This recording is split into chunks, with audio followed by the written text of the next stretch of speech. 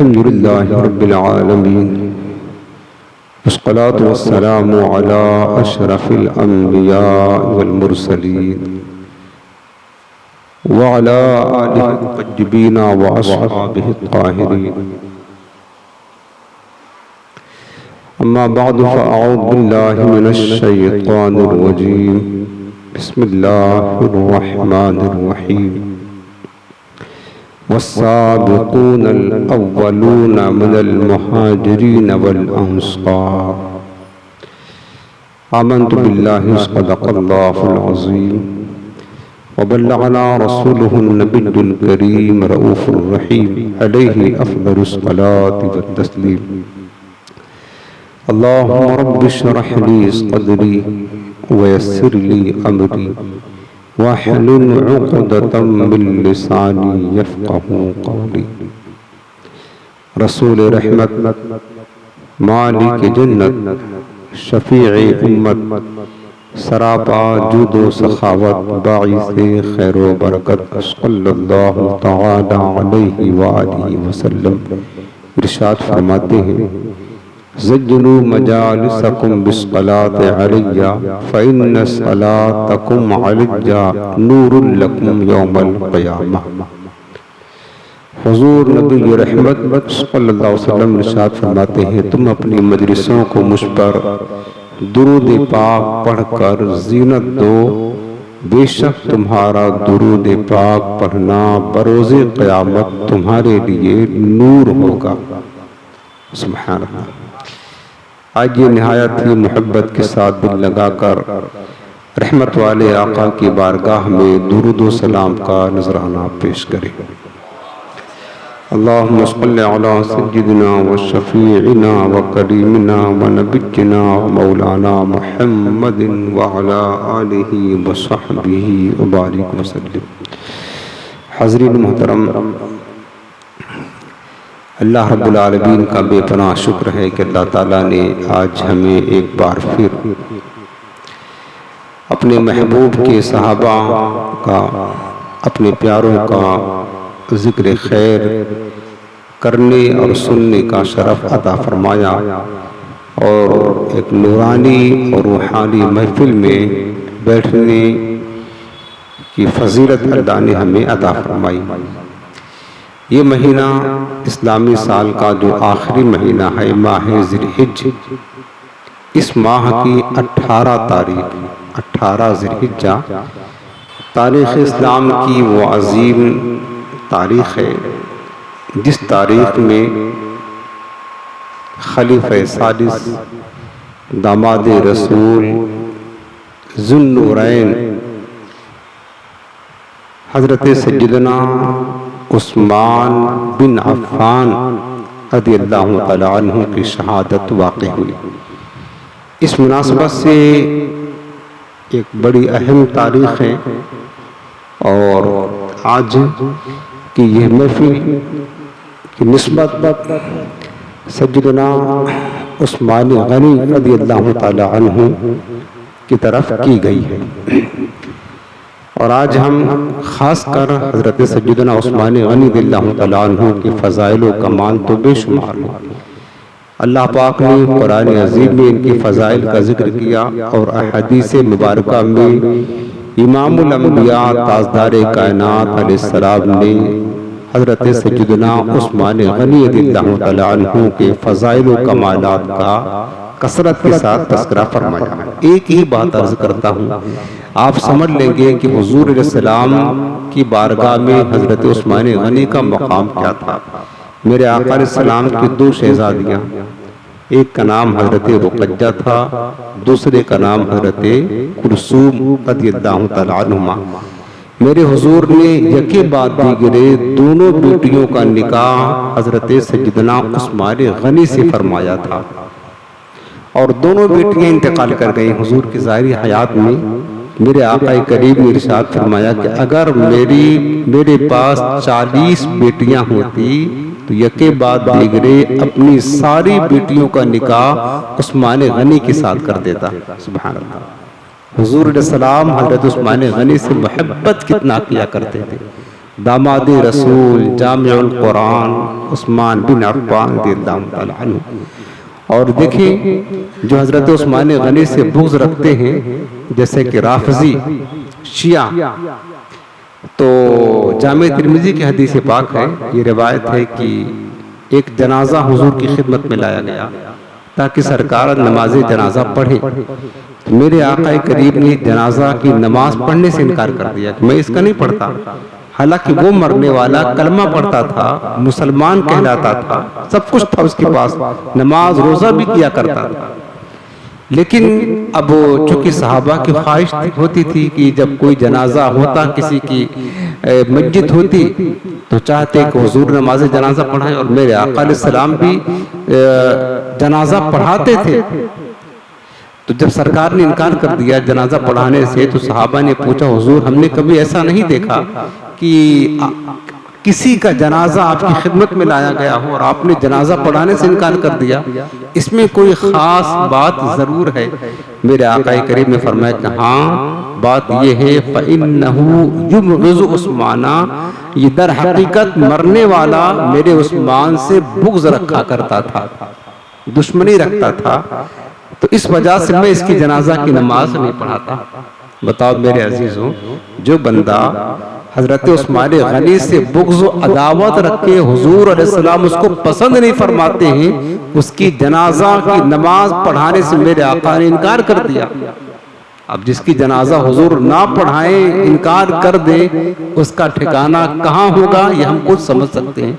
और ये जो राफ़िज़ी हैं जो हजरत उस्मान गनी से भी बुग़्ज़ रखते हैं, और इनकी बुग़्ज़ और दुश्मनी की इंतहा यहाँ तक इन्होंने कर दी है कि इनकी शहादत के दिन 18 ज़िलहिज्जा को बतौर जश्न के ईद मनाते हैं, जिसको यौम ईद गदीर का नाम देते हैं। इसकी तज़किरा इंशाअल्लाह मैं आखिर में करता हूँ।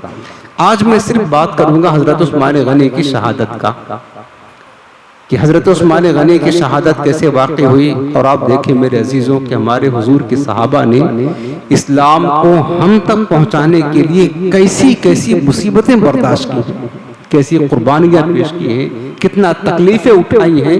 आज हमारे पास इस्लाम में हम समझते हैं कि मुफ्त में आया है, ऐसा नहीं है। हमें अपने दीन की कदर नहीं है, कदर करनी चाहिए। और हमें भी अपने दीन की खातिर, अपने इस्लाम की खातिर, अपने ईमान की खातिर कुछ ना कुछ कुर्बानी देने में हिस्सा जरूर डालना चाहिए। और कम से कम कुछ ना कर सके तो हम इन बुजुर्गों की सीरत पढ़ें या सुने, ताकि हमें पता चले कि हमारे अस्लाफ ने, सहाबा ने, अहले बैत ने, बुजुर्गों ने इस दीन को हम तक पहुंचाने के लिए कितनी मुसीबतें बर्दाश्त की, कितनी तकलीफें बर्दाश्त की। आज ये बात हम समझने की कोशिश करेंगे ताकि हमारे दिल में भी अपने दीन की अजमत और मोहब्बत पैदा हो। हजरत उस्मान गनी रज़ियल्लाहु तआला अन्हु की शहादत का जो वाक़या है, ये बहुत दर्दनाक वाक़या है मेरे अजीज, दर्दनाक वाक़या है। इसका पस मंजर ये है कि हजरत उस्मान गनी रज़ियल्लाहु तआला अन्हु मेरे आका करीम के तीसरे खलीफा थे। हज़रत फ़ारूक आज़म रज़ियल्लाहु अन्हु की शहादत के बाद मनसब खिलाफत पर जलवागर हुए, और 4 खुलफ़ाए राशिदीन में सबसे ज़्यादा वक्त इन्होंने खिलाफत की है। 12 साल आपकी खिलाफत का पीरियड रहा। 12 साल तक आप खलीफतुल मुस्लिमीन और अमीरुल मोमिनीन रहे। और आपके दौरे खिलाफत में पता है इस्लामी हुकूमत की हदूद बहुत दूर तक चले गए थे, यानी इस्लामी हदूद में बहुत उसात हो गई थी, हत्ता कि यूरोप तक, कब्रस तक इस्लाम फैल चुका था। इस्लाम का परचम लहराता था। इस कदर कसरत के साथ फतुहात हुई, इस्लामी हुदूद तेजी के साथ बढ़ने लगे, इस्लाम को तरक्की मिलने लगी, इस्लाम को उरूज और बुलंदियां मिलती गई। हजरत उस्मान गनी के दौरे खिलाफत में यही बात इस्लाम की तरक्की, इस्लाम का उरूज, इस्लाम की इशाअत, इस्लाम की हुदूद की वसाअत, लाखों मील, मुरब्बा मील दुनिया में इस्लामी हुकूमत कायम हो गई। हजरत उस्मान गनी के दौरे खिलाफत में ये बात, जो यहूदी थे हमेशा ये इस्लाम और मुसलमानों के दुश्मन रहे और आज भी हैं। इन्होंने कई मरतबा हुजूर की ज़ाहिरी हयात में मेरे आका अलैहिस्सलाम पर जानलेवा हमला भी किया यहूदियों ने। यहूदी हमेशा हुजूर अलैहिस्सलाम के, इस्लाम के, दीन के दुश्मन रहे। अब असल जो वजह बनी ना हजरत उस्मान गनी की खिलाफत की, वो यहूदी की साजिश वजह बनी। वाक़या ये है कि जब इस्लाम तरक्की करता गया हजरत उस्मान गनी के दौरे खिलाफत में, अब यहूदियों को ये बात पसंद ना थी कि इस्लाम में मुत्तहिद होकर के पूरी दुनिया में फैलता जा रहा है। अब उन्होंने सोचा कि अगर इसी तरह इस्लाम फैलता रहेगा तो पूरी दुनिया में इस्लाम छा जाएगा और इस्लाम की सेवा कोई मजहब भी बाकी ना रहेगा, यहूदियत भी खत्म हो जाएगी, ईसाईयत भी खत्म हो जाएगी। तो यहूदियों ने क्या किया कि यहूदियों में से यमन का एक रहने वाला यहूदी था जिसका नाम अब्दुल्ला बिन सबा था। ये तारीख याद रखे मेरे अजीज, अब्दुल्ला बिन सबा नाम था। ये था यहूदी, लेकिन इसने बज़ाहिर कलमा पढ़ लिया, कलमा पढ़ करके मुसलमान हो गया। लेकिन मुसलमान सिर्फ जबान से हुआ था, यानी इस्लाम का लिबादा ओढ़कर इस्लाम को नुकसान पहुंचाने के लिए इसने कलमा पढ़ा था। दिल में यहूदियत, जबान पर कलमा इस्लाम। और इस्लामी कलमा क्यों पढ़ा? ताकि मुसलमानों के अंदर घुस करके इस्लाम को नुकसान पहुंचाए।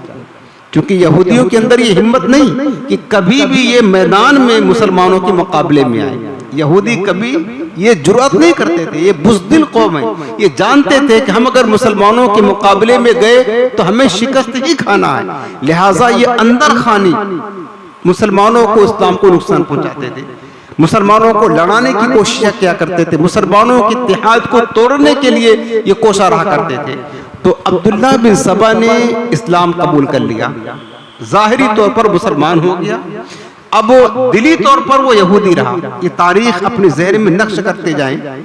उसके बाद उसने क्या किया कि मुख्तलिफ, ये था यमन का रहने वाला, हिजाज मुक़द्दस आया, शाम गया, मिस्र गया, कूफा गया, बसरा गया, मिस्र गया, हर जगह ये दौरा करता रहा और लोगों को अपना हिमायती बनाता रहा। इसने क्या कहना शुरू किया कि देखो, लोगों को वरगलाना शुरू किया किस तरह जो नए नए मुसलमान होते थे उन पर जल्दी ये कामयाब होता था उन्हें बहकाने में। वो कहने लगा कि यार हजरत ईसा अलैहिस्सलाम तो इस्लामी अकीदा है कि आसमान से दोबारा तशरीफ लाएंगे, नाजिल होंगे। कहा देखो ईसा अलैहिस्सलाम जब दोबारा इस दुनिया में तशरीफ लाएंगे तो हमारे नबी मुहम्मदुर रसूलुल्लाह सल्लल्लाहु अलैहि वसल्लम तो उनसे अफजल है, सबसे अफजल है, तो इन्हें भी आना चाहिए, ये भी दोबारा आएंगे। ये इसने बहकाना शुरू किया। उसके बाद फिर दूसरा क्या कहा कि हजरत अली, अच्छा इसने क्या किया, इस्लाम कबूल करने के बाद अहले बैत की मोहब्बत की साजिश इसने रची। यानी अहले बैत की मोहब्बत का बड़ा वफादार हुआ कि हम बड़े मतलब अहले बैत से मोहब्बत करने वाले हैं, अहले बैत के खादिम हैं, गुलाम हैं। और अहले बैत की मोहब्बत के आड़ में इसने लोगों को गुमराह करना शुरू किया। अब इसने दूसरा काम यह किया कि लोगों में शोषा डालता, लोगों में बहकाता था कि हजरत अली रज़ियल्लाहु तआला अन्हु ये अल्लाह के रसूल के वसी हैं। क्योंकि हर रसूल का कोई न कोई वसी होता, वसी माने कि खलीफा, और अली जो है ना ये अल्लाह के रसूल के खलीफा बिला फसल है। यानी अल्लाह के रसूल ने हजरत अली को अपना खलीफा बनाया था, पहले खलीफा ये हैं। लेकिन अली को खिलाफत ना दे करके अबू बकर ने, उमर ने और उस्मान ने इनकी खिलाफत का हक छीन लिया, गसब कर लिया। ये किसका अकीदा है? ये शिया राफिजियों का अकीदा है। और ये अकीदे की बुनियाद कहां से पड़ रही है? एक यहूदी डाल रहा है। आप इस पर गौर करते जाएं। आज यौमे गदीर जो मनाया जाता है, लोग मनाते हैं और बहुत सारे खानकाही सुन्नी सज्जद कहलाने वाले जाहिल जो राफिजियों से क्या कहते हैं मुतासिर होकर के अहले सुन्नत के अकीदे में फसाद बर्पा कर रहे हैं और अपना दीन और ईमान सब बर्बाद कर रहे हैं। और वो सोच रहे कि हम अहले बैत की मोहब्बत कर रहे हैं और अहले बैत की मोहब्बत के आड़ में सहाबा की गुस्ताखियां कर रहे हैं। उनका अंजाम तो जहन्नम के कुत्तों से बदतर होगा। याद रख ले, ये अकीदे की बुनियाद कहां से पड़ रही है? एक यहूदी इस अकीदे की बुनियाद डाल रहा है कि अली तो हुजूर के खलीफा हैं, खलीफा बिला फसल है, खिलाफत इनका हकदा और छीन लिया इन तीनों खलीफा ने। आज यही अकीदा राफिजियों का है और ये अकीदा राफिजी सुन्नियों में मुंतकिल करना चाहते हैं। और ईद गदीर मनाने का एक मकसद इनका ये भी है, वो मैं आगे अर्ज करता हूं, आप सुनेंगे। उसके बाद ये सारे गंदे अकीदे इसने रचे, लोगों को अपना हमनवा बनाया और इस्लाम के इत्तेहाद को तोड़ने की। और हजरत उस्मान गनी उस वक्त खलीफा थे और उन्हीं के दौर में इस्लाम लाया था। जाहिरी तौर पर मुसलमान हुआ था। हजरत उस्मान गनी के खिलाफ लोगों को भड़काना शुरू किया। उस्मान गनी गासिब हैं और जो उस्मान गनी ने मुख्तलिफ शहरों में गवर्नर मुंतखब किए थे उनके खिलाफ इसने भड़काना शुरू किया। यानी इसने बहुत ज्यादा फसाद मचाया, बहुत ज्यादा फसाद। हजरत उस्मान गनी की शहादत में सबसे ज्यादा हाथ अब्दुल्ला बिन सबा का था। ये जिन लोगों ने इनको शहीद किया, बलवाइयों ने, ये सब सारी टीम को अब्दुल्ला बिन सबा ही ने तैयार किया था। हजरत उस्मान गनी खलीफतुल मुस्लिमीन थे, इमामुल मुस्लिमीन थे, अमीरुल मुमिनीन थे। वो समझता था कि अगर हम इनको मतलब कौम को इनसे बज़्ज़ल करने में कामयाब हो गए तो बहुत बड़ी कामयाबी हमें मिल जाएगी इस्लाम के खिलाफ। अब इसने तो ये बीज डाल दिया इख्तिलाफ का और क्या कहते हैं कि हलाकत का, तबाही का। हुआ ये मामला कि हजरत उस्मान गनी रज़ियल्लाहु तआला अन्हु 12 साल खलीफा रहे, जिसमें से 6 साल तो बहुत ही खैर के साथ बेहतरीन तौर से खिलाफत के गुजरे और कसरत के साथ फतूहात होती रही। इस्लामी हुदूद जो है न का दायरा वो बढ़ता से बढ़ता चला गया। लेकिन आखिरी के जो 6 साल थे इसमें बड़ी मुशक्कतें उठाना पड़ा और ज्यादातर जो तकलीफें हुई आपको आई खिलाफत के मामले में। आपने जो मुख्तलिफ शहरों में गवर्नर यानी हाकिम मुंतखब किया था या काजी मुंतखब किया था, उनकी तरफ से शिकायतें आना शुरू हो गई। क्योंकि अब्दुल्ला बिन सबा जगह जगह दौरा करके लोगों को गवर्नरों के खिलाफ उकसाता था और झूठी तोहमतें लगाता था, बोहतान लगाता था। फिर ये शिकायतें हजरत उस्मान गनी तक पहुंचती थी। एक लंबी दास्तान है, बड़ी दर्दनाक दास्तान है मेरे अजीजों। ये वक्त उस दास्तान के सुनाने का नहीं है, बस आप यूं समझ लें कि गवर्नरों को हजरत उस्मान गनी के खिलाफ करना चाहता था, रियाया को गवर्नरों के खिलाफ करना चाहता था, झूठी तोहमतें लगाता, झूठा बोहतान लगाता। हजरत उस्मान गनी रज़ियल्लाहु तआला अन्हु ने अपने दौरे खिलाफत में मिस्र में एक गवर्नर को मुंतखब किया जिसका नाम अब्दुल्ला बिन अबी सरा था। ये अब्दुल्ला बिन अबी सरा 2 साल इसको हुए थे, हाकिम बना था मिस्र का। इसकी शिकायतें आना शुरू हो गई। ये लोगों में वाक़ईतन ज़्यादती करता था, जुल्म किया करता था। तो मिस्र के कुछ लोग आए एक खत लेकर के और हजरत अमीरुल मोमिनीन उस्मान गनी के पास कि आपने जो गवर्नर मुंतखब किया है वो अपनी रियाया पर जुल्म करता है, ज़्यादती करता है। उसकी शिकायत पहुंचाने कहाँ आए? मरकज़ इस्लाम मदीना मुनव्वरा तशरीफ लाए। अमीरुल मोमिनीन हजरत उस्मान गनी के पास आए तो हजरत उस्मान गनी रज़ियल्लाहु तआला अन्हु ने तहकीक किया। पता चला कि यकीनन अब्दुल्ला बिन अबी सरे इसने जुल्म किया है। तो आपने एक तंबीह नामा लिखा, खत लिखा और उसको सख्त तंबीह की कि अब्दुल्ला, ये जो शिकायतें तुम्हारे खिलाफ हमारे पास आई है, अब आइंदा कभी भी शिकायत हमारे पास ना आने पाए, वरना तुम्हें सख्त सजा दी जाएगी। अच्छी तरीके से लोगों के हालात की निगहबानी करो, लोगों के हालात को देखो और कोई शिकायत ना आने पाए। सख्त तंबीह करके खत लिखा और रवाना कर दिया।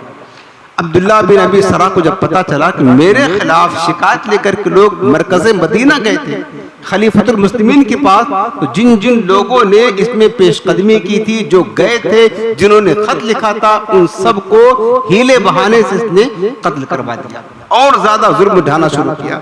और जो मदीना गए थे इसकी शिकायत लेकर के उनको इसने कत्ल करवा दिया। गवर्नर था, हाकिम था।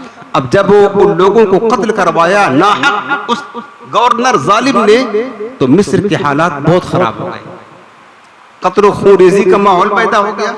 अब वहां से 700 अफराद फिर निकले कि इंसाफ हमें मिलेगा तो मरकज़ मदीना दारुल खिलाफत हजरत उस्मान गनी अमीरुल मोमिनीन है। अच्छा, एक बात और थी ना कि हजरत उस्मान गनी रज़ियल्लाहु ताला बहुत ही निहायत हलीमुत तबा थे। आपकी तबीयत में, मिजाज में बड़ी नरमी थी। इस वजह से आपके दौर में फितने भी बहुत कसरत के साथ उठे। हजरत उमर फारूक आज़म सख्त मिजाज थे, कोई भी फितना उठाने की जुरात नहीं करता था। लेकिन उस्मान गनी की नर्म तबीयत का लोग फायदा उठाते हुए इन्होंने बहुत ज्यादा फितने बर्पा किए। 700 अफराद मिस्र से आए उस अब्दुल्ला बिन अबी सरा की शिकायत लेकर के, ये गवर्नर बड़ा जुल्म करता है, इसको मासूम करें, हमें ऐसा गवर्नर नहीं चाहिए। 700 अफराद कहाँ आए? मदीने मुनव्वरा आए। उस वक्त हुजूर के किबार सहाबा मौजूद थे, हजरत अली भी मौजूद थे, हजरत साद भी मौजूद थे, तलहा और जुबैर भी मौजूद थे। वो 700 अफराद आए, सहाबे कराम से मुलाकात किया और ये जो मसाइल पेश आते, मिस्र के जो हालात खराब हो गए थे उसका तस्करा किया और उन्होंने मुतालबा किया कि ये गवर्नर जालिम है, गवर्नर चेंज करें, इसको माजूर करके कोई आदिल अच्छा हुक्मरान मिस्र में मुंतखब करें। अब इनका ये मुतालबा था तो सहाबे कराम ने भी जब हालात का जायजा लिया, वाक़ईतन बात सही है, हजरत अली ने भी कहा, सैयदा आयशा सिद्दीक़ा उम्मुल मोमिनीन रज़ियल्लाहु तआला अन्हा, उन्होंने भी पैगाम पहुंचाया उस्मान गनी कि आप अमीरुल मोमिनीन हैं, मिस्र वाले इंसाफ चाहते हैं, आप इन्हें इंसाफ दें और उस गवर्नर को चेंज करके उसको सजा दे, उस पर कत्ल का इल्जाम है, तहकीक करें, उसको सजा दे और जो बेहतर हो मुनासिब वहां पर कोई हाकिम मुंतखब करे। जब सारे साहबा ने कहा, इन्होंने मुतालबा किया, हजरत उस्मान गनी ने खुद कहा ऐसा करो कि तुम लोग खुद कोई ऐसा आदमी मुंतखब करो जो गवर्नरी के लायक हो और जिसको तुम पसंद करते हो, मैं लिख देता हूँ, मुहर लगा देता हूँ, वो तुम्हारा मिस्र का गवर्नर रहेगा। उन्होंने कहा ठीक। अब वो तमाम लोग जो मिस्र से आए थे उन्होंने जिस हस्ती का इंतखाब किया अपने यहाँ मिस्र के गवर्नर के लिए, उसका नाम मोहम्मद बिन अबी बकर था। हजरत सैयदना सिद्दीक़ अकबर के बेटे मोहम्मद नाम था, उनको मुंतखब कर दिया कि ये कहा ठीक है। अब हजरत उस्मान गनी ने लिखा खत कि आज से मोहम्मद बिन अबी बकर मिस्र के गवर्नर रहेंगे, यानी हाकिम होंगे, और जो अब्दुल्ला बिन अबी सरा है उसको माजूल किया जाता है। ये मरकज़ी मदीना से ये फैसला हो चुका। आपने खत लिखा, मुहर लगाया और उसके बाद में दे दिया। वो जो 700 अफराद आए थे तो मोहम्मद बिन अबी बकर मिस्र के गवर्नर मुंतखब हो गए, अमीरुल मोमिनीन ने उनको मुंतखब कर दिया। उसके बाद फिर ये काफिला 700 लोगों का, कुछ अंसार सहाबा और मुहाजिरीन भी साथ हो गए, वो मदीना से निकले मिस्र जाने के लिए। मिस्र जाने के लिए रास्ते में भी 3 मंजिल के फासले पर तक गए होंगे। रास्ते में उन्होंने क्या देखा कि एक शख्स है जो एक हबशी गुलाम है, ऊँटनी पर सवार होकर तेजी के साथ उन्हीं के करीब से गुजर रहा है। जो काफिला जा रहा था जिसमें मोहम्मद बिन अबी बकर को गवर्नर मुंतखब किया गया था, उन्हीं काफिला वालों के करीब से वो तेजी के साथ हबशी गुलाम ऊँटनी पर सवार होकर के जा रहा था और उसका अंदाज ये बता रहा था कि या तो ये बंदा किसी का गुलाम है जो भाग करके जा रहा है, या तो कासिद है, कोई जरूरी खबर लेकर के कहीं जा रहा है। लोगों को तशवीश हुई कौन है। अच्छा, उसने हालत अपनी ऐसी बनाई कि ताकि लोग हमें पूछे हम कौन हैं। लोगों ने, जो काफिला वाले थे, उसको पकड़ करके पूछा कि भाई तुम कौन हो, किसी के गुलाम हो, भाग कर जा रहे हो, कासिद हो, किसी की तलाश है, कहीं पैगाम लेकर के जा रहे हो। तो एक बार वो क्या कहता मैं अमीरुल मोमिनीन उस्मान गनी का गुलाम हूँ। फिर कहता नहीं, मैं मरवान का गुलाम हूँ। किसी ने पहचान लिया उसको और कहा कि नहीं, ये तो वाक़ईतन हजरत उस्मान गनी खलीफतुल मुस्लिमीन का गुलाम है। ये गुलाम उनका था, हजरत उस्मान गनी का। उसके बाद उसकी तलाशी दी गई, पूछा गया कि तुम किधर जा रहे हो, तो कहा कि हमको अमीरुल मोमिनीन ने पैगाम खत दे करके भेजा है मिस्र के गवर्नर के पास, हम वहां जा रहे हैं कासिद बन करके।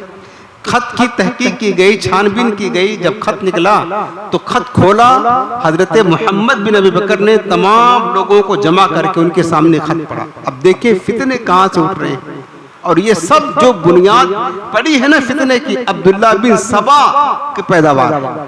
उस खत में क्या लिखा हुआ था कि ये खत है अमीरुल मोमिनीन उस्मान गनी की तरफ से वालिये मिस्र अब्दुल्ला बिन सरा के पास, और उसमें लिखा था कि अय अब्दुल्ला बिन सरा, मैं तुम्हें हुक्म देता हूँ अमीरुल मोमिनीन कि जो लोग तुम्हारे यहाँ से आए थे यहाँ गवर्नरी चेंज करवाने के लिए, तो मोहम्मद बिन अबी बकर को हमने गवर्नर लिख करके दिया है, लेकिन उसकी गवर्नरी को कबूल न करना, बल्कि तुम्हें मैं हुक्म देता हूं कि तुम अपनी गवर्नरी पर कायम रहना, और जो लोग यहां से जा रहे हैं किसी हीले बहाने से उनको कत्ल कर देना।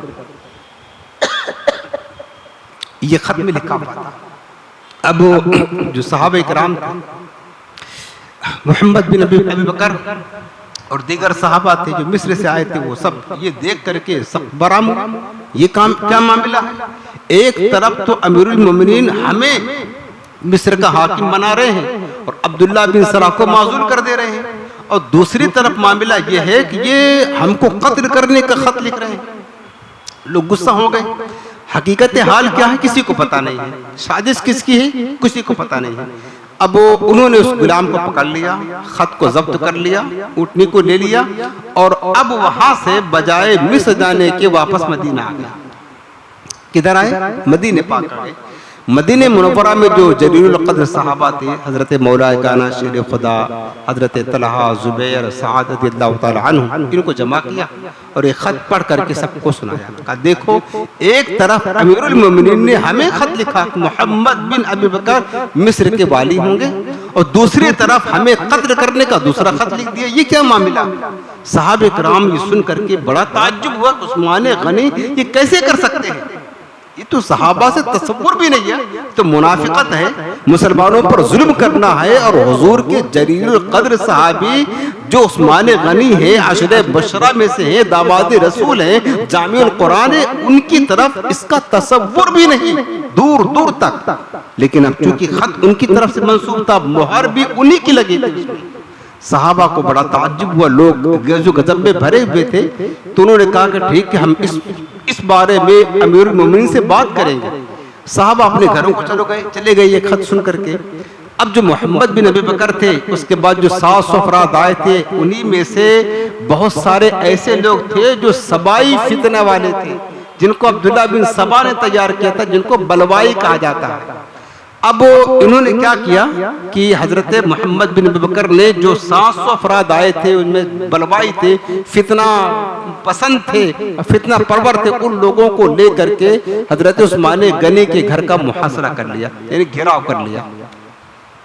हजरत उस्मान गनी के घर का क्या कर लिया? घेराव कर लिया कि अब ये निकलेंगे नहीं, हम इनको निकलने नहीं देंगे। हत्ता कि जालिमों ने हजरत उस्मान गनी को घर से मस्जिद तक जाने ना दिया कि मस्जिद नबी शरीफ में नमाज पढ़ते, वो भी इन्होंने करने ना दिया।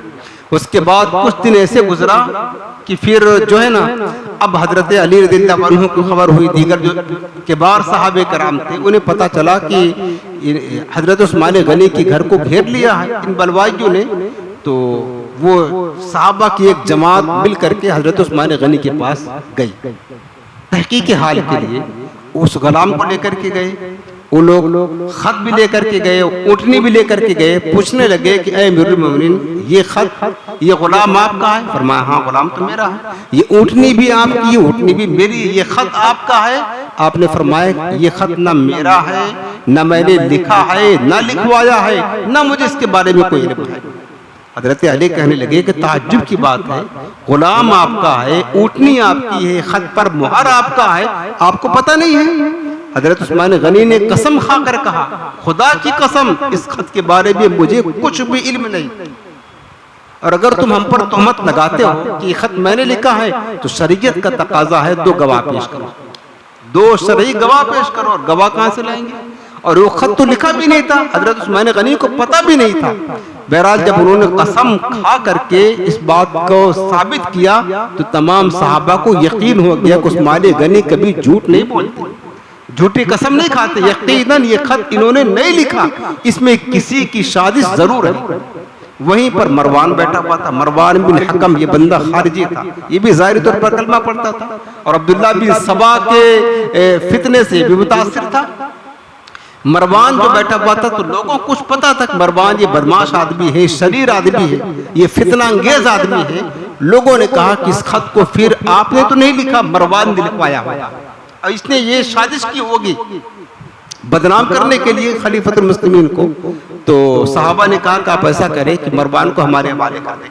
आपने फरमाया नहीं, हम मरवान को भी तुम्हारे हवाले नहीं करेंगे, इसलिए अगर हमने मरवान को तुम्हारे हवाले किया, ये कलमा पढ़ता है, तो फिर तुम इसे कत्ल कर दोगे या सजा दोगे, सिर्फ इस शुबहा की बिना पर कि खत इसने लिखा होगा, तहकीक नहीं है। और किसी पर शुबहा की बिना पर जब तक कि सबूत मुकम्मल ना हो, दलील ना हो, जब तक कि गवाह ना हो, किसी को सजा नहीं दे सकते इस्लाम में। हजरत उस्मान गनी ने इस्लामी जो तकाजा था उसका ख्याल किया, लिहाज किया, कहा नहीं हम मरवान को भी नहीं देंगे। खैर लोग नाराज होकर के चले गए। उसके बाद जो मोहम्मद बिन अबी बकर थे और बलवाइयों ने क्या किया कि हजरत उस्मान गनी के घर का मुहासरा और सख्त कर दिया, हत्ता कि आप पर पानी बंद कर दिया, एक बूंद पानी बाहर से घर में नहीं आने देते थे। आपने सुना होगा करबला के मैदान में नवासे रसूल पर 3 दिन पानी बंद किया गया था, और इस मजलूम सहाबी पर, इस मजलूम खलीफा पर 40 दिन पानी बंद किया गया। 40 दिन तक हजरत कई दिन गुजर गए। हजरत उस्मान गनी ने ऊपर से झांक करके कहा, लोग खड़े हुए थे बाहर घेरे हुए घर को, कि बताओ तुम्हें अली है? तो कहा नहीं। साद है? नहीं। आपने फरमाया कि कोई जाकर अली को खबर दे, मुझे पानी मुहैया करे। हजरत अली रज़ियल्लाहु अन्हु को खबर हुई कि उस्मान गनी को पानी चाहिए। आपने 3 मशकीज़ा पानी भेजाया आपके घर में, लेकिन वो भी बहुत मुसीबत, बहुत मुश्किल के साथ पहुंचा। बलवाई पहुंचने नहीं देते थे पानी। उसके बाद फिर जब हजरत अली ने ये हाल देखा, वहाँ के हालात ये देखे कि हालात तो कशीदा होते जा रहे हैं, तो आप समझ गए कि ये लोग खलीफतुल मुस्लिमीन को शहीद करना चाहते हैं। और ये बात आपको बता दूं कि मेरे आका अलैहिस्सलाम गैब की खबर रखने वाले नबी ने हजरत उस्मान गनी की शहादत की खबर पहले ही दे दी थी। एक मर्तबा सरकार उहद पहाड़ पर चढ़े, आप थे, आपके साथ सिद्दीक अकबर थे, फारूक आजम थे, उस्मान गनी थे। और जब ये मुकद्दस हस्तियां उहद पहाड़ पर चढ़ी, उनके मुबारक कदम लगे तो पहाड़ झूमने लगा, हरकत करने लगा, जैसे कि ज़लज़ला आ जाता। मेरे आका ने अपने मुबारक कदम की ठोकर लगाई पहाड़ उहद पर और कहा, उहद उस्कुन फइन्नमा अंता फइन्नमा अलैका नबियुन व सिद्दीकुन व शहीदान। कहा, उहद ठहर जा, ठहर जा, साकिन हो जा, जानता नहीं तेरे ऊपर एक नबी जलवागर है, एक सिद्दीक है और 2 शहीद हैं, हजरत उमर और हजरत उस्मान गनी को शहादत की बशारत मेरे आका ने पहले ही दे दिया था, इनको यकीन था। अब हजरत अली ने समझ लिया कि ये लोग हजरत उस्मान गनी को शहीद करना चाहते हैं, तो आपने अपने दोनों बेटे हसनैन करीमैन को तलवार दे करके पहरा देने के लिए अमीरुल मोमिनीन के घर पर खड़ा कर दिया और ताकीद कर दी हसन और हुसैन को कि कोई भी अंदर जाने ना पाए, तुम सख्ती के साथ पहरा दो। दूसरे साहबा थे हजरत जुबैर, उन्होंने अपने बेटे को लगा दिया। हजरत तलहा ने अपने बेटे को पहरा देने के लिए खड़ा कर दिया कि कोई अंदर जाने ना पाए और अमीरुल मोमिनीन को कोई अजियत नहीं पहुंचनी चाहिए, ये कर दिया। अब मोहम्मद बिन अबी बकर जो थे और बलवाई जो थे, जिन्होंने हजरत उस्मान गनी के घर का मुहासरा किया हुआ था, अब उन्होंने देखा कि तो पहरा सख्त हो गया है, इधर से हम जा नहीं सकते हैं, तो उन्होंने वहां से तीर चलाना शुरू कर दिया। अच्छा, इससे पहले हजरत अब्दुल्ला बिन उमर रज़ियल्लाहु तआला अन्हु उस्मान गनी के पास गए और कहने लगे, ऐ अमीरुल मोमिनीन, आप हैं कि सब्र कर रहे हैं? हालांकि हम देख रहे हैं कि ये जो बाहर खड़े हुए हैं, आपको घेरे हुए, आपके मकान को घेरा हुआ है, आपको कत्ल करना चाहते हैं, ये बुज़दिल कौम है, आप सिर्फ हमें इजाजत दे, इजाजत, हम इनको इनकी औकात याद दिला देंगे, हम इन्हें यहाँ से भगा देंगे। हजरत उस्मान गनी ने फरमाया कि मैं अपनी जात की खातिर, अपनी जान की खातिर शहरे रसूल की हुर्मत को पामाल नहीं करना चाहता। मैं नहीं चाहता हूं कि मेरी वजह से खूरेजी हो इस सरजमीन पर, मैं नहीं चाहता हूं, मना कर दिया। उसके बाद फिर आपकी जो गुलाम थे, खुद्दाम, वो एक फौज के बराबर थे, वो हथियारों से लैस होकर आए और कहा कि अमीरुल मोमिनीन हमें इजाजत दे, हम इन्हें भगाएंगे इन बलवाइयों को। और ये किसी की बात सुनते नहीं है, ना आपकी बात का कोई असर लेते हैं, न सहाबा की बात को सुनते हैं। हम इन्हें मजा चखाएंगे, बताएंगे कि लड़ाई क्या होती है। हजरत उस्मान गनी ने फरमाया कि अगर तुम मेरी रजा हासिल करना चाहते हो और मेरे एहसान का बदला देना चाहते हो, तो चुपचाप जाओ, हथियार खोल दो और अपनी जगह पर बैठ जाओ, और जो तुम में से हथियार खोल देगा वो आजाद हो जाएगा। आपने इस बात की इजाजत ना दी कि सिर्फ मेरे खातिर मेरे रसूल पाक के शहर में खूरेजी हो। फरमाने लगे कि इससे पहले कि मेरे नबी पाक के शहर में खूरेजी हो, फसाद हो, शहर नबी की हुर्मत पामाल हो, मेरा कत्ल हो जाना ज्यादा मुझे पसंद है, मैं नहीं चाहता हूँ। और फरमाने लगे कि मैं तो शहीद किया ही जाऊंगा, ये तो तय है, लेकिन मेरे शहादत खूरेजी के बाद मेरी शहादत हो, ये मैं नहीं चाहता हूँ। इससे बेहतर ये है मैं पहले ही शहीद हो जाऊं, ताकि मेरे नबी की सरजमीन पर कत्ल गारत करी का माहौल पैदा ना हो। आपने मना कर दिया। उसके बाद बलवाइयों ने जब देखा कि पहरा भी सख्त हो गया है, अंदर जाना मुमकिन नहीं है, हसनैन करीमैन भी खड़े हैं और दीगर सहाबा के औलाद भी यहाँ पहरा देने के लिए खड़े हैं, उन्होंने तीर फेंकना शुरू किया। एक तीर लगा हजरत इमाम हसन मुस्तफा को, वो जख्मी हो गए। अब जब हसन मुस्तफा हुजूर के शहजादे, हर कोई जानता उनकी इज्जत और कबीले बनी हाशिम से हैं, उनको तीर लगा, जख्मी हुए, तो लोगों के होश उड़ गए कि ये क्या हो गया। अगर बनी हाशिम ने इमाम हसन को इस हाल में देख लिया कि हम लोगों ने इनको जख्मी किया है, तो बनी हाशिम का कबीला हम पर टूट पड़ेगा, एक नई मुसीबत खड़ी हो जाएगी और हमारा मंसूबा बर्बाद हो जाएगा, खत्म मिल जाएगा। उन्होंने क्या किया कि ऐसा करते हैं कि इनके घर के दरवाजे से अंदर जाना मुमकिन नहीं है, पड़ोस के घर में चलते हैं, पड़ोस के घर में घुस करके छत पर चढ़ करके उस्मान गनी के घर में कूद जाएंगे और वहां उनको शहीद कर देंगे। मोहम्मद बिन अबू बकर जो थे, इन्होंने अपने 2 साथियों का हाथ पकड़ा। अब पशो मतलब पेश यही थे, उसमें पड़ोस में गए, घर में घुसे, उसके बाद वहां से छत पर चढ़ करके हजरत सैयदना उस्मान गनी के घर के अंदर कूद गए। और हजरत मोहम्मद बिन अबू बकर थे सहाबी रसूल, लेकिन अब वो आ गए थे लपेट में फितनों के। उन्होंने हजरत उस्मान गनी की दाढ़ी को पकड़ लिया। हजरत उस्मान गनी ने अपनी निगाह उठाई, कहा तुम मोहम्मद बिन अबू बकर हो? कहा। फरमाया अगर बताओ तुम्हारा बाप इस हाल में देखता तुम्हें, तो तुम जो मेरी इस तरह गुस्ताखी कर रहे हो तो तुम्हारा हाल क्या होता, मेरे साथ तुमने ये किया। जब हजरत सिद्दीक अकबर का नाम लिया तो मोहम्मद बिन अबू बकर कांपने लगे, फौरन दाढ़ी छोड़ दिया और वहां से बाहर निकल गए। इतने में 2 और जो बलवाई थे वो अंदर घुस चुके थे और उन्होंने पहुंचते ही हजरत उस्मान गनी पर हमला कर दिया। आपकी बीवी आपके साथ थी, हजरत नाइला उस्मान गनी रज़ियल्लाहु अन्हु की ज़ौजा थी। उन्होंने बचाना चाहा तो तलवार से उनकी उंगलियां कट गई, हत्ता कि जब तलवार मारी उन बलवाइयों ने, दोनों ने, उस्मान गनी शहीद हो गए। उस वक्त आप रोजादार भी थे, कुरान की तिलावत भी कर रहे थे और उन्होंने खुद पहले ही बता दिया था कि आज मैंने अपने हबीब अलैहिस्सलाम को ख्वाब में देखा था और मेरे आका ने फरमाया था उस्मान मैं तुम्हारा इंतजार कर रहा हूँ, आज तुम इफ्तार मेरे साथ करोगे। पहले हुजूर ने बशारत दे दी, इफ्तार मेरे साथ करोगे। ये शाम का वक्त था, जुमा का दिन था, शायद असर के बाद का वक्त रहा होगा। तो इस तरीके से उस्मान गनी शहीद हो गए। तो आपकी ज़ौजा खिड़की के पास आई और ऐलान किया कि लोगों अमीरुल मोमिनीन शहीद हो गए। अब एक माहौल गर्म हो गया मदीना मुनव्वरा का। अब हजरत मौला काना शेर खुदा और जो जलीलुल क़द्र साहब कराम थे वो सब जमा हो गए। तो आपकी ज़ौजा से पूछते हैं बताओ कि इन्हें किसने शहीद किया। तो आपकी ज़ौजा ने कहा मैं किसी को पहचानती तो नहीं हूँ, अलबत्ता इनके साथ मोहम्मद बिन अबू बकर आए थे, उनको हमने देखा था। हजरत अली ने मोहम्मद बिन अबू बकर को बुलाया, फरमाया कि तुमने इन्हें शहीद किया। तो उन्होंने कहा हुजूर मैंने शहीद नहीं किया, मैं गया था, बहक गया था, लेकिन जब इन्होंने मेरे बाप का जिक्र किया मैं छोड़कर भाग आया, मैं नादिम हूँ, शर्मिंदा हूँ, तौबा करता हूँ, मैं उस्मान गनी के कत्ल में शरीक नहीं हूँ। इस तरीके से मजलूम खलीफा सालिस हजरत उस्मान गनी की शहादत हुई।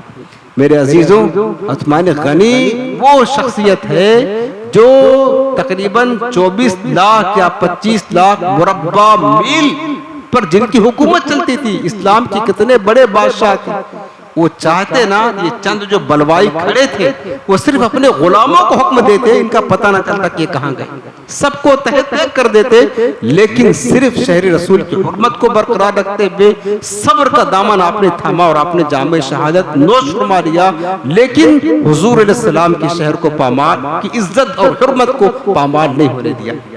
ये सबक मिलता है कि हमारे बुजुर्गों ने, खुलफा राशिदीन ने कितनी तकलीफें, कितनी मुशक्कत इस्लाम की खातिर, दीन की खातिर बर्दाश्त किया।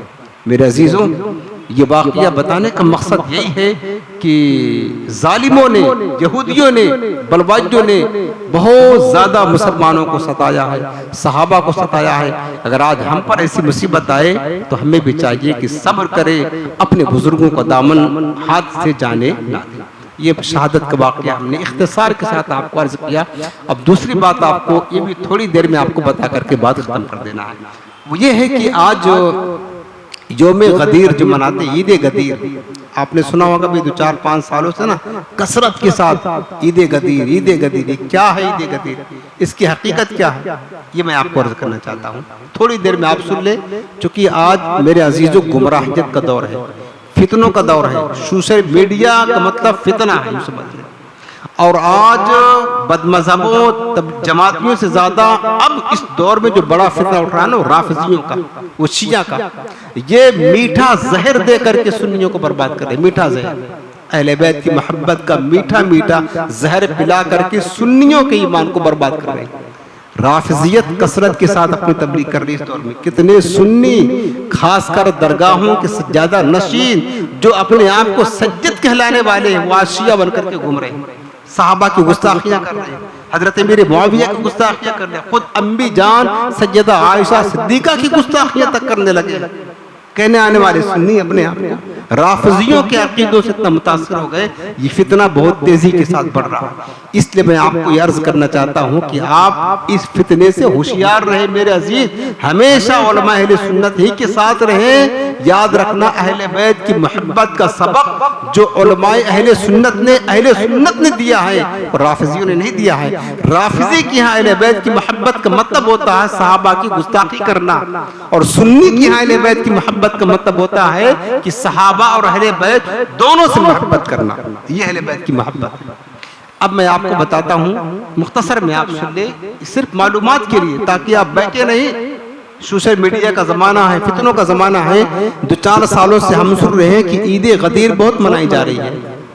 28 ज़ुल्हिज्जा को ईद गदीर क्या है, पहले आप ये सुन ले। जो राफिजी मना रहे हैं ना ईद गदीर, हर साल 28 ज़ुल्हिज्जा को ईद गदीर मना रहे हैं, इसका मतलब क्या होता है?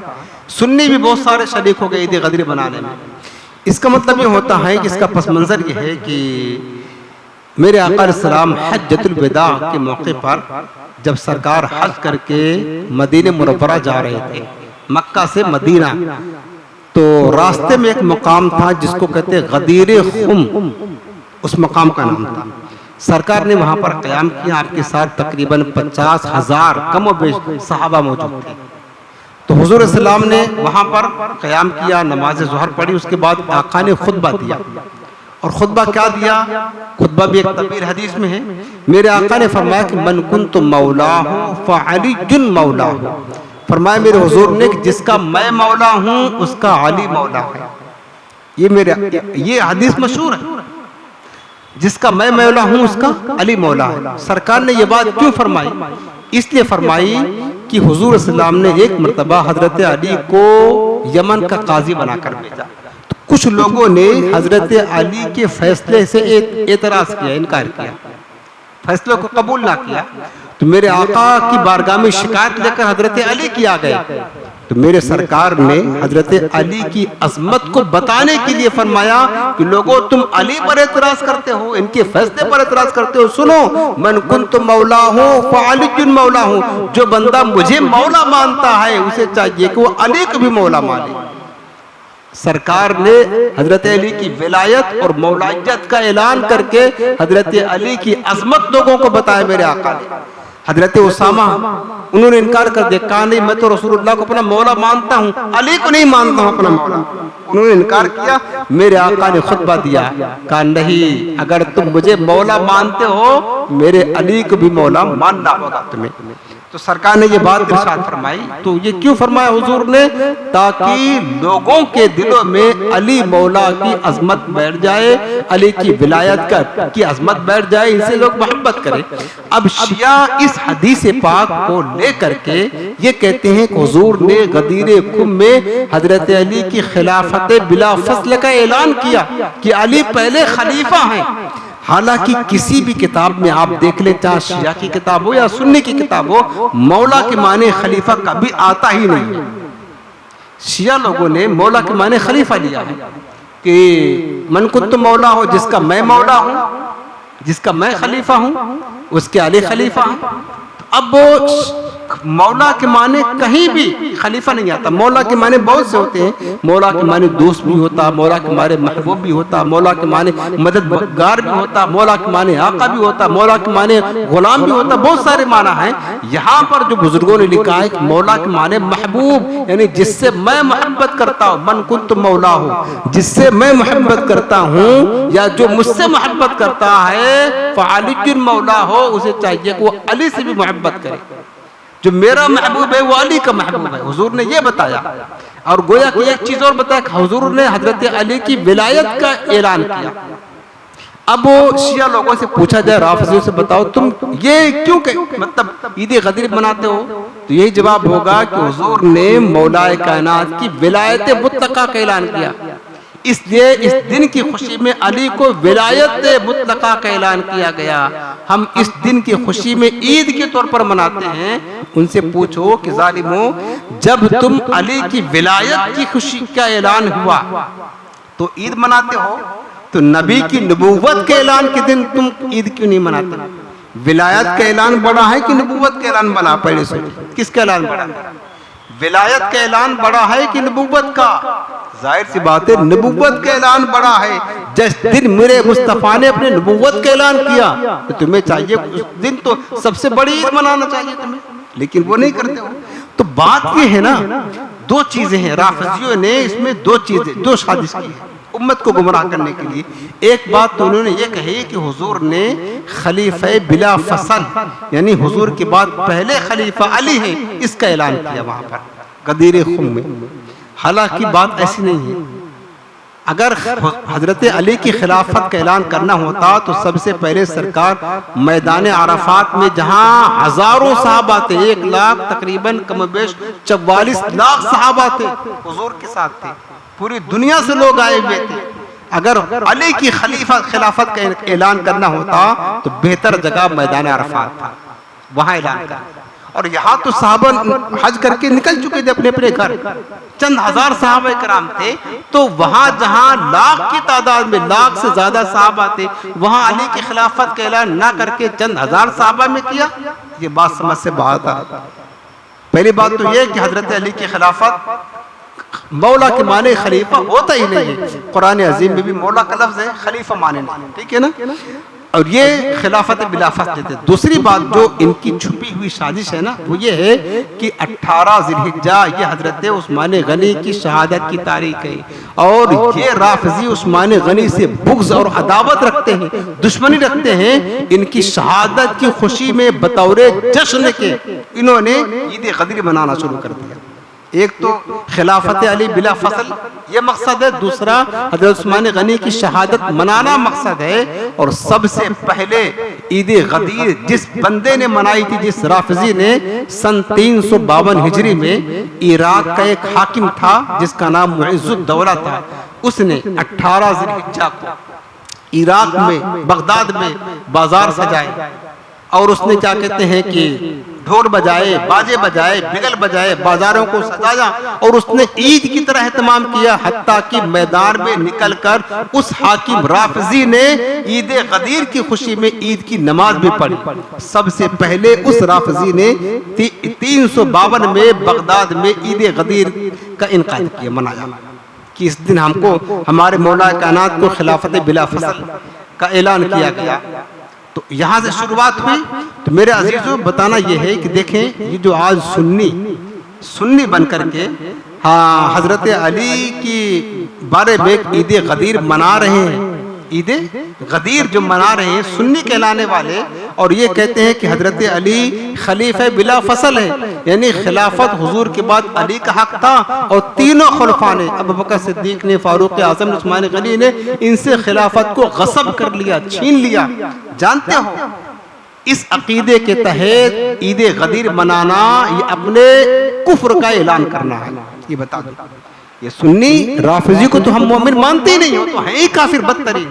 सुन्नी जो बन करके ईद गदीर मनाते इस अकीदे के तहत कि अली खलीफे अव्वल है, सिद्दीक अकबर की खिलाफत का इनकार, फारूक आजम की खिलाफत का इनकार, उनको गासिब कहना, उनको जालिम कहना, उनको ये कहना कि इन्होंने हक मार लिया है। और इस नजरिए के साथ ईद गदीर जो राफजी मनाते हैं, अगर सुन्नी भी मना रहे हैं ना, तो दर हकीकत वो अपने कुफ्र का ऐलान कर रहे हैं।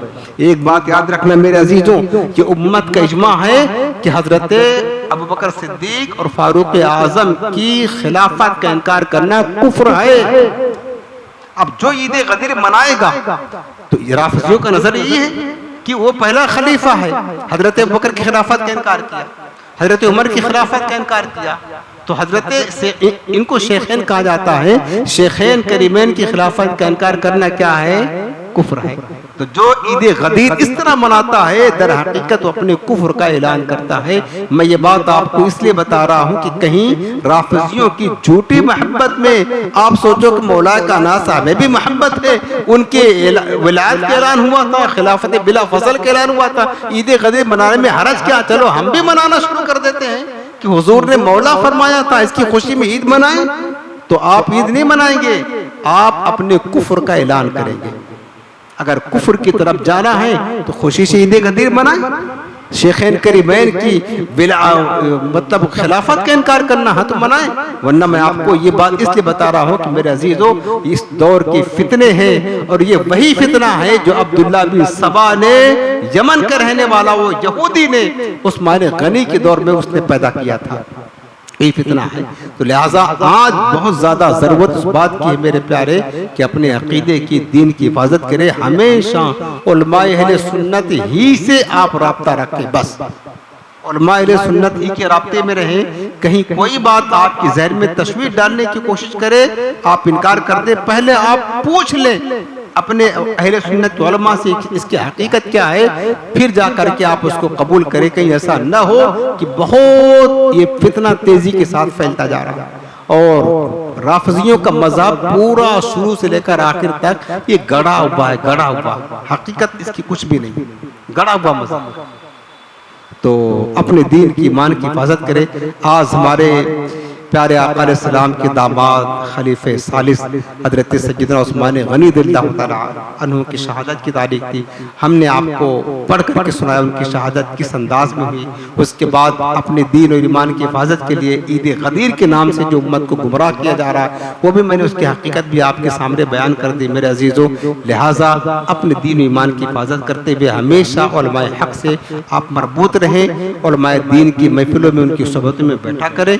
इंशाअल्लाह हमारा दीन, हमारा ईमान जरूर सलामत रहेगा। याद रखना, हम मौलाए कायनात से बहुत मोहब्बत करते हैं, मौलाए कायनात को मौला मानते हैं। जो हजरत अली को मौला ना माने वो बंदा मोमिन ही नहीं है। मौला मानते हैं लेकिन अबू बकर सिद्दीक को पहला खलीफा मानते हैं, फारूक आजम को दूसरा खलीफा मानते हैं, उस्मान गनी को तीसरा खलीफा मानते हैं। यही जो और मौलाए कायनात को चौथा खलीफा, इसी पर हुजूर के तमाम सहाबा मुत्तफिक रहे, हुजूर के तमाम अहले बैत इसी पर मुत्तफिक रहे कि पहला खलीफा हुजूर का हजरत सैयदना अबू बकर सिद्दीक रज़ियल्लाहु तआला अन्हु है।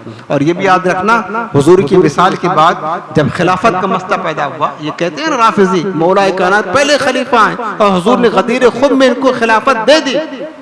तो क्या ये बात तुम्हें पता चली, हजरत अली को नहीं मालूम था कि सरकार ने गदीर खुम में हमें खिलाफत दे दी, हुजूर के बाद हम पहले खलीफा बनेंगे? ये बात तो हजरत अली को मालूम होना चाहिए ना, कि तुम्हें आज मालूम पड़ रहा है। मालूम था हजरत अली को, तो हुजूर की विसाल के बाद जब कबीले सकीफा बनी सादा में खिलाफत का मसला उठा कि हुजूर का खलीफा कौन बनेगा, कौन बनेगा, उठा मसला। कोई कहता था अंसार से बने, कोई कहता था मुहाजिरिन से बने। साहबा ने कहा नहीं, हुजूर ने फरमाया कि जो खलीफा होगा वो कुरैशी होगा, खलीफा कुरैशी होगा। तो उस वक्त हजरत अली भी थे। ये मसला जब उठ रहा था खलीफा कौन होगा, हजरत अली को पता था कि हुजूर ने तो गदीर खुम में हमको खिलाफत दे दी है। तो वो जाकर कहते कि भाई बयान करने की जरूरत नहीं है, सरकार ने देखो मन कुंत मौला फरमा करके सबको पता था। और इस हदीस को तकरीबन 50,000 साहबा ने सुना, सब जानते थे कि हुजूर ने मौलाए कायनात को मौला फरमाया। अगर हजरत अली को यह पता था कि पहले खलीफा है तो जब खिलाफत का मसला पेश आया कि खलीफा हुजूर का कौन बनेगा, तो हजरत अली ने तो ये नहीं कहा कि भाई बात करने की जरूरत नहीं है, सरकार ने गदीर खुम में मौला फरमाकर मुझे अपना खलीफा पहला बना दिया, अब लिहाजा किसी को कुछ कहने की जरूरत नहीं है। तो हजरत अली तो वहां नहीं गए, वहां गए नहीं। उन्हें पता था कि हुजूर ने हमको पहला खलीफा नहीं बनाया, अगर हुजूर ने उनको बनाया होता तो किसी की माँ ने दूध नहीं पिलाया था कि अली को छोड़ करके कोई पहला खलीफा हुजूर का बन जाता। और हजरत अली शेर खुदा और खुद फरमाया करते थे, अगर मेरे आका ने मुझे खिलाफत दी होती पहली तो फिर ये हक कोई हमसे छीन नहीं सकता था। शेर खुदा है, कोई छीन नहीं सकता था। तो हजरत अली की इस तर्ज अमल से यही पता चलता है, हजरत अली को भी पता था कि मनकुन तो मौला का माना ये नहीं है जो राफिजी लेते हैं। अगर यही माना होता तो हजरत अली खड़े हो जाते हुजूर के वसाल के बाद, भैया मैं पहला खलीफा हूँ, मैं पहला खलीफा हूँ, हुजूर का ये ऐलान देख लो, ये सदाकत देख लो। ऐसा मामला था नहीं, हजरत अली को पता ही नहीं है जिनको खिलाफत मिल रही है, और 14 सदियों के बाद इन राफिजियों को पता चल गया। बताओ जरा, 1400 साल बाद इन राफिजियों को पता चल गया, और इन नीम राफिजियों को जो दरगाहों से ज्यादा नशीन है, जो राफिजियों से बड़े मुतासिरीन है, पता चल गया कि मौला कायनात पहले खलीफा है। और सहाबा के दौर में हजरत अली को पता ही नहीं चला कि मैं पहला खलीफा हूं, कभी दावा ही नहीं किया। ये सब झूठ है, फराड है, उम्मत को गुमराह करने वाली बातें हैं। मेरे अजीजों, अल्लाह हमारा दीन सलामत रखे, अल्लाह हमारे दिल हुजूर की सहाबा, हुजूर के अहले बैत की मोहब्बत से सरशार फरमाए, बदमज़हबों से, बेदीनों से अल्लाह हमें भी और हमारी नस्लों की हिफाजत फरमाए। आमीन बिजाह नबी करीम। अस्सलाम वालेकुम व रहमतुल्लाह। सलाम पढ़े।